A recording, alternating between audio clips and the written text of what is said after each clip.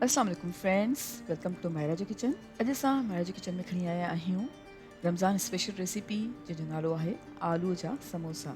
आलू जा समोसा ठाहिण जे लाइ सभिनि खां पहिरियां असां हिकु प्याले में अधु किलो बॉइल थियल ऐं छिलियल आलू विधा आहिनि ऐं आलू खे चङी तरह सां मैश कयूं था।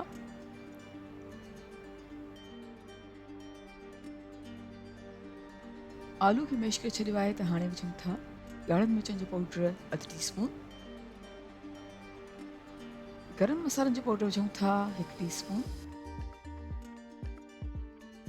सुकनि धाणनि जो पाउडर आहे 1 टीस्पून,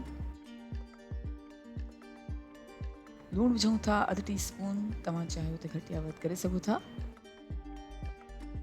कटियल सावा धाणा आहिनि 1 कप,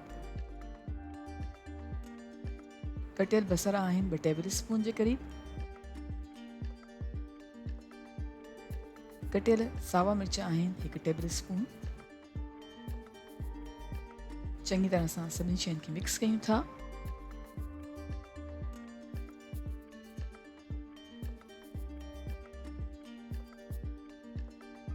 ऐं हाणे हिकु फ्राइंग पैन में तेल विधो आहे तक़रीबन 2 खां 3 टेबल स्पून।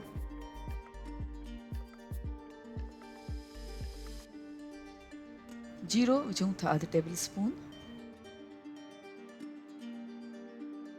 ऐं जीरे खे तक़रीबन 3 खां 5 सेकंड जे लाइ फ्राई कयो आहे।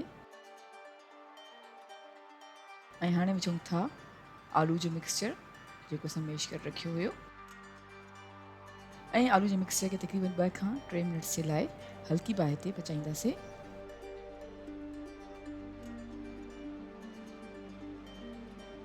आलू जे मिक्सचर खे तक़रीबन 2 खां 3 मिनट जे लाइ हल्की बाहि ते भुञी छॾियो आहे। त हाणे असां वटि हिते आहिनि समोसा पटी, अटे जी लई ठाहे असां रखी आहे ऐं फ्राई थियल आलू जो मिक्सचर आहे। हाणे असां हिकु समोसा पटी खई आहे ऐं समोसा पटीअ खे फोल्ड करे समोसे जो शेप ॾिनो आहे ऐं आलू जो मिक्सचर समोसे में विझी कवर कयो आहे ऐं साइड्स खे अटे जी लई सां सील करे छॾियो आहे। साॻी तरीक़े सां असां सभई समोसा तयारु कंदासीं।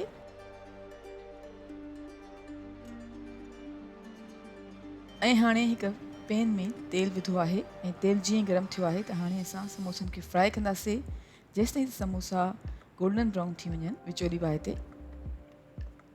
जी फ्रेंड्स, तक़रीबन 2 खां 3 मिनट्स जे लाइ असां विचोली बाहि ते समोसनि खे फ्राई कयो आहे ऐं समोसा गोल्डन ब्राउन ऐं क्रिस्पी थी चुका आहिनि ऐं असांजा मज़ेदार इफ़्तार स्पेशल आलू जा समोसा बिल्कुलु तयारु आहिनि।